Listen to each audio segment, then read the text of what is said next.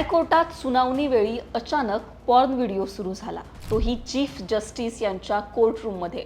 तुम्हाला विश्वास बसणार नाही, पण हे खरंय. हे घडलंय दिल्ली हायकोर्टात एका सुनावणी वेळी. नेमकं घडलं काय? एकदा दोनदा नाही तर तब्बल 3 वेळी हा अश्लील कंटेंट नेमका सुरूच झाला कसा? हा कुणी तिथे प्ले केला? पुढे नंतर काय घडलं? सगळं या व्हिडिओच्या माध्यमातून जाणून घेऊ. नमस्कार, मी पूजा. तुम्ही पाहताय लोकमत.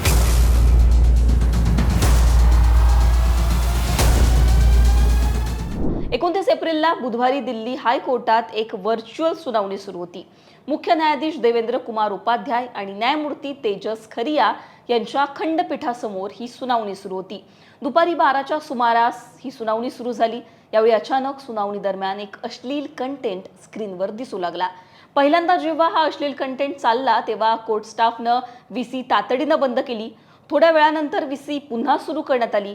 स्क्रीन शेअर करताच पुन्हा हा अश्लील कंटेंट सुरू झाला. पुन्हा व्हीसी बंद करण्यात आली. काही वेळानंतर सुनावणी बंद ठेवून पुन्हा ती सुरू केली तेव्हा पुन्हा स्क्रीन शेअर केल्यानंतर पुन्हा हा अश्लील कंटेंट इथे सुरू झाला. यानंतर सुनावणी बंद ठेवण्यात आली, ती पुन्हा सुरूच केली नाही. आता ऑनलाईन सुनावणी वेळी हा प्रकार घडला होता. अनेक युजर्स यावेळी जोडले गेले होते. यापैकी शितजीत सिंग याच्या अकाउंटवरून हा व्हिडिओ प्ले केला गेल्याचं म्हटलं, कारण स्क्रीन यावेळी त्यानं शेअर केली होती. आता त्याचं अकाउंट अमेरिकेतून हॅक झालं असं त्यानं म्हटलं. जेव्हा अश्लील व्हिडिओ प्ले होत होता तेव्हा बॅकग्राऊंडला एक ऑटोमॅटिक व्हॉइस मेसेज ऐकू येत होता. हे अकाउंट अमेरिकेतूून हॅक झालंय, मीटिंग पुन्हा सुरू करू नका, असं त्या व्हॉइस मेसेजमधून ऐकू येत होतं. दिल्ली हायकोर्टाकडून हा व्हिडिओ नेमका कसा प्ले झाला याची चौकशी करण्यात येतेय. दिल्ली पोलिसांच्या IFSO युनिटकडे या संदर्भात तक्रार सुद्धा देण्यात आली आहे. आता IFSO म्हणजे काय, तर ही एक विशेष सरकार सायबर गुन्हेगारी विरोध हा एक विभाग आहे. हा विभाग विशेष सेलचा एक भाग आहे. सायबर गुन्हे, ऑनलाईन गैरवर्तन, डिफेक व्हिडिओ आणि सोशल मीडियाशी संबंधित गंभीर गुन्ह्यांचा तपास यामध्ये करण्यात येतो. आता या प्रकरणावर दिल्ली हायकोर्टाचे मुख्य न्यायाधीश देवेंद्र कुमार उपाध्याय यांची सुद्धा प्रतिक्रिया समोर आली आहे. प्रशासकीय स्तरावर रजिस्ट्रार जनरल यांना कारवाई करण्याचे आदेश दिल्याचं यावेळी त्यांनी सांगितलेलं आहे.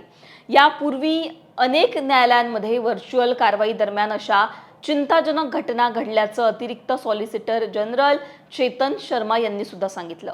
कोर्टाच्या प्रतिष्ठेवर यामुळे प्रश्न उपस्थित होत असल्याचं सुद्धा त्यांनी म्हटलेलं आहे. एकूणच या सगळ्या घटनेमुळे हायकोर्टात होणाऱ्या ऑनलाईन सुनावणीच्या सुरक्षेवर पुन्हा एकदा प्रश्न उपस्थित झालाय. कारण दिल्ली हायकोर्टामध्ये अशा प्रकारे एक सुनावणी घेण्यात येते. व्हिडिओ कॉन्फरन्सिंगद्वारे ऑनलाईन सुनावणी असते आणि चक्क चीफ जस्टिस यांच्या कोर्टरूममध्येच अशा प्रकारे भल्या मोठ्या स्क्रीनवर, जिथे अनेक वकील हजर असतात, त्यांच्या समोरच असा अश्लील कंटेंट जो आहे तो स्क्रीनवर दिसू लागतो आणि एकूणच कोर्टरूममध्ये यामुळे गोंधळाचं वातावरण निर्माण होतं. अर्थात या सगळ्यानंतर सुनावणीच तातडीनं बंद करण्यात आली. यामुळे एकूणच ऑनलाईन अशा सुनावण्या जेव्हा होतात त्यावेळी अशा प्रकारचा कंटेंट कशा प्रकारे व्हायरल होतो याची सुद्धा चौकशी करण्यात येते. पण पहिल्यांदाच हे घडलंय का, तर नाही.